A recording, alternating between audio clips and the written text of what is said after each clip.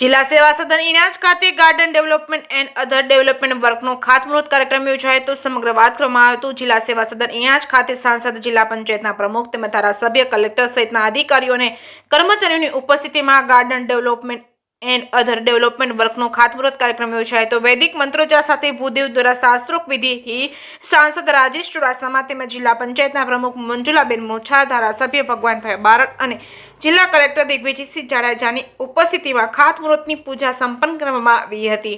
આ ખાતમુહૂર્ત કાર્યક્રમમાં નિવાસી અધિક કલેક્ટર રાજેશ આલ, જિલ્લા પોલીસ વડા મનોહરસિંહ જાડેજા, પુરવઠા અધિકારી પારસ વાદા તેમજ સિંચાઈ વિભાગના કાર્યપાલ ઇજનેર યુવી રાકેશિયા તેમજ આર.કે. સામાણી સહિતના જિલ્લા સેવા સદનના અધિકારીઓ અને કર્મચારીઓ ઉપસ્થિત રહ્યા હતા। જે કેસની ગુજરાતી સાથે મહેશ વાછા, સોમનાથ।